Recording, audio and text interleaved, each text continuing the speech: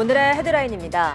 전기 매트와 베개, 이불 등 일부 침구류에서 기준치를 훌쩍 넘는 라돈이 검출돼 수거 명령이 내려졌습니다. 방사선 피폭 선량이 가장 높은 것은 기준치의 최대 16배를 넘는 제품도 있었습니다.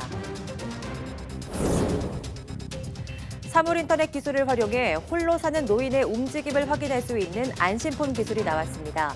이 안심폰은 방 안 온도와 습도는 물론 노인의 동작까지 감지할 수 있고 위험 상황에서는 바로 119로 연결됩니다. 지난달 대형 산불이 난 강원 영동 지역을 포함해 전국 대부분 지역에 다시 건조주의보가 내려져 산불 등 화재의 비상이 걸렸습니다. 당분간 별다른 비 소식이 없어 철저한 대비가 필요해 보입니다.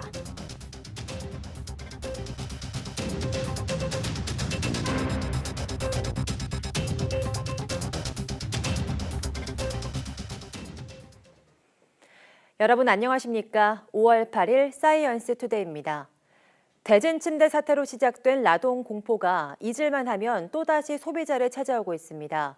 이번엔 전기 매트와 베개, 이불 등 침구류에서 기준치의 최대 16배 달하는 라돈이 검출돼 수거 명령이 내려졌습니다. 이동은 기자입니다. 기준치 이상의 라돈이 검출된 제품은 3개 업체가 생산한 전기 매트와 베개, 이불 등 모두 8종입니다. 먼저 삼풍산업이 생산한 전기 매트에는 지난 2017년 3월부터 방사성 원인 물질인 모나자이트가 사용됐습니다.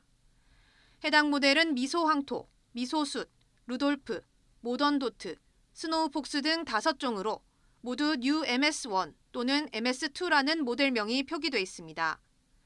검출된 피폭 설량은 최대 9.2mSv로 표면 2cm 높이에서 매일 10시간씩 침대를 사용했을 때 연간 피폭 설량이 기준치의 9배를 넘습니다.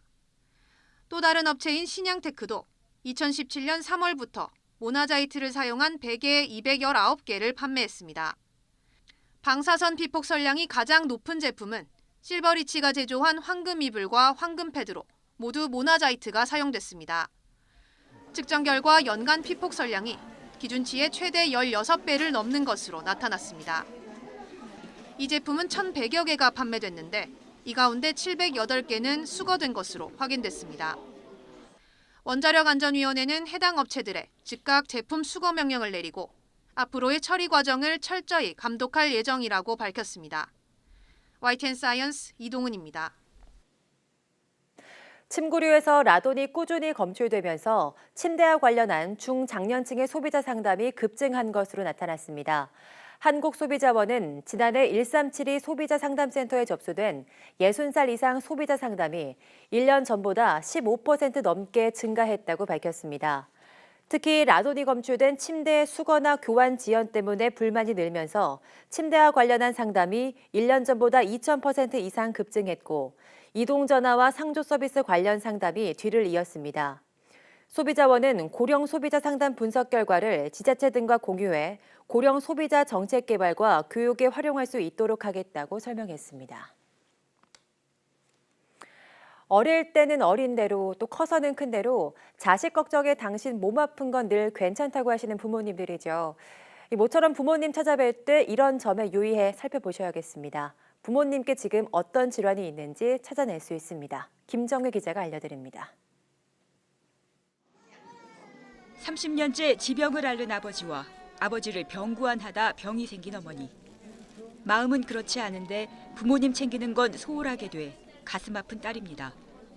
저희 또 가정도 챙겨야 되는 것도 있고 또 일도 해야 되고 여러 가지 일 때문에 요즘에는 워낙 사는 게 바쁘니까 모든 사람들이 그래서 잘 못 챙겨드리는 것 같아요. 그런 자녀의 마음을 미리 헤아려 요즘은 혼자 병원을 찾는 부모님들이 많습니다. 제 건강을 제가 이렇게 가끔 지켜요.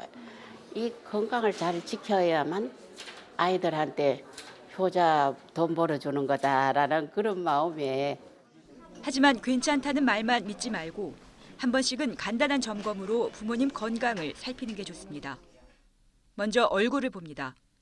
얼굴색이 노랗다면 간이 나빠져 생긴 황달이나 빈혈을 의심해 볼 수 있습니다.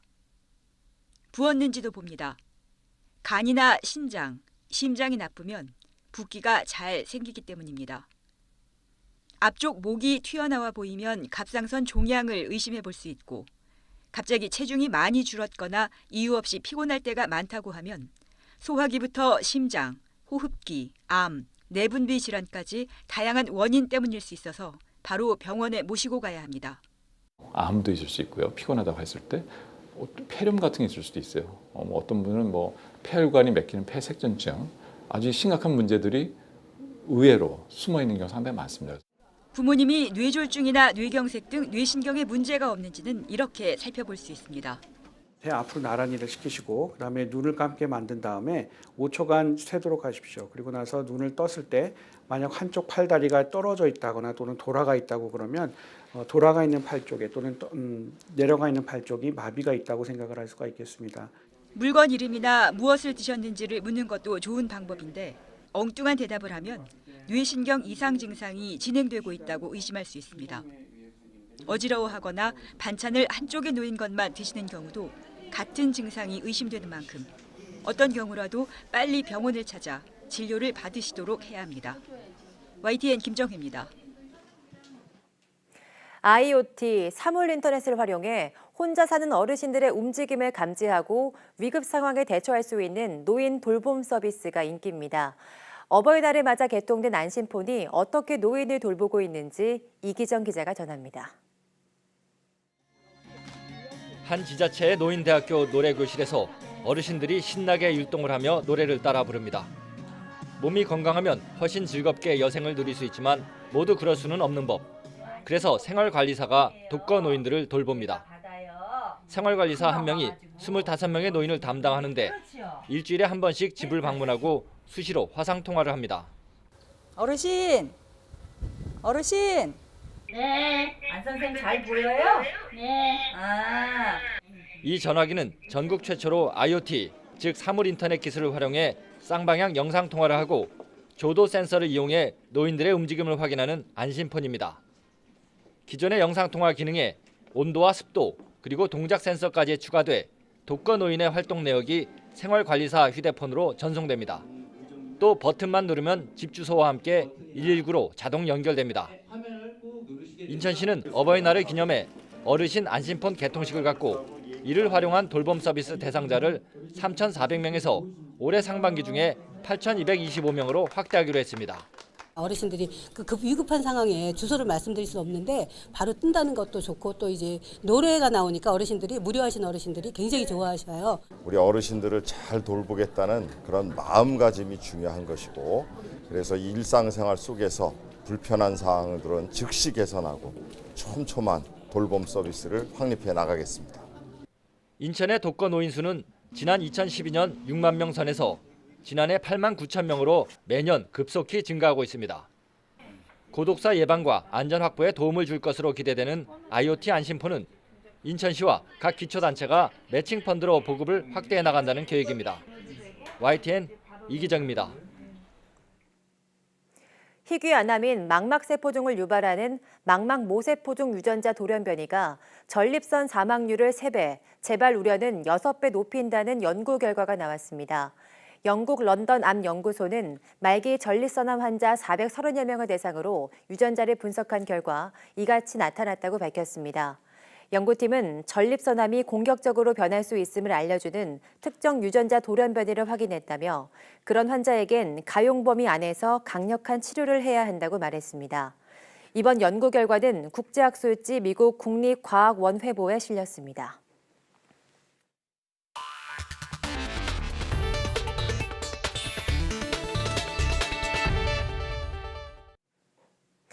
오늘은 전국이 맑고 따뜻하겠지만 일교차가 크고 영동 지방에는 바람이 강하게 불겠습니다. 기상청은 오늘 이동성 고기압 영향권에서 전국이 대체로 맑고 따뜻하다고 밝혔습니다. 다만 영동 지방은 건조경보와 강풍주의보가 동시에 발령돼 산불 등 화재에 대한 철저한 대비가 필요합니다. 오늘 서울 아침 기온은 10도, 낮 기온은 21도로 일교차가 무척 크겠습니다. 지난달 대형 산불이 난 강원 영동 지역에 보름 만에 다시 건조경보와 강풍주의보가 내려졌습니다.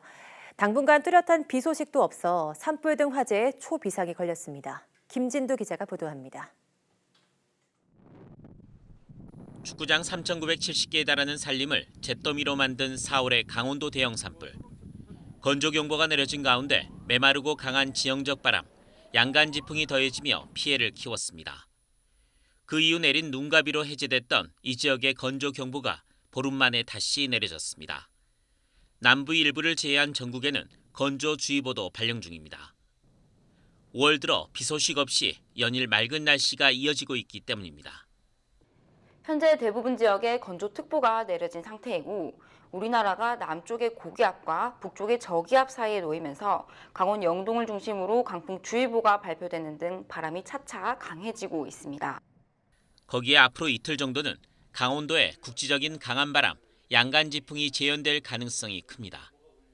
지난달보다 강하지는 않겠지만 또다시 산불 등 화재가 발생하기 쉬운 조건이 갖춰진 셈입니다. 기상청은 다음 주까지 별다른 비 예보가 없어 화재 초비상이 상당 기간 계속되겠다며 철저한 대비를 당부했습니다. YTN 김민우입니다.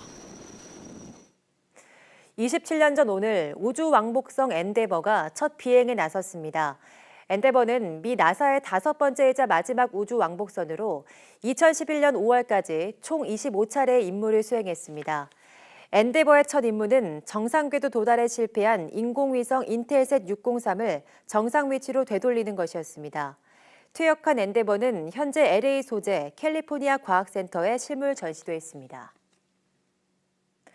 4차 산업혁명의 화두 가운데 하나가 AI, 인공지능이죠. AI에 관심이 높은 기업과 관련 기술을 보유한 정부 출연 연구기관을 잇는 소통의 장이 마련되고 있습니다. 이정우 기자입니다.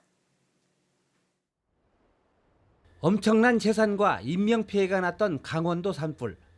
특히 고성, 속초 산불은 전봇대에서 고압선이 끊어지면서 발생한 것으로 조사됐습니다.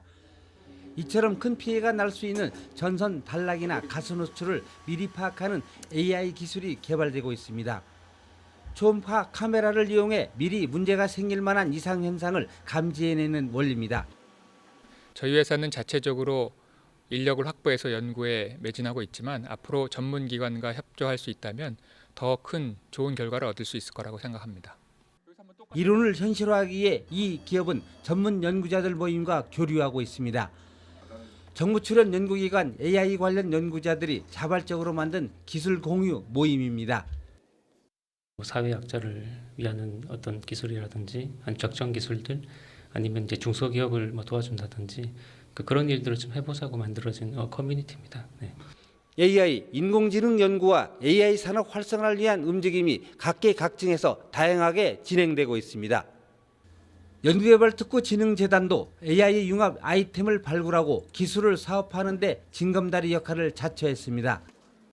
연구자와 AI 도입을 희망하는 기업들과 네트워크로 연결을 하고 또 기업의 문제를 AI로 해결하는 문제 해결형 AI 도입을 지원을 하겠습니다. 과학기술의 요람인 대덕연구개발특구, 4차 산업혁명 시대를 맞아 AI 기술을 디딤돌 삼아 새로운 도약을 준비하고 있습니다. YTN 이정우입니다.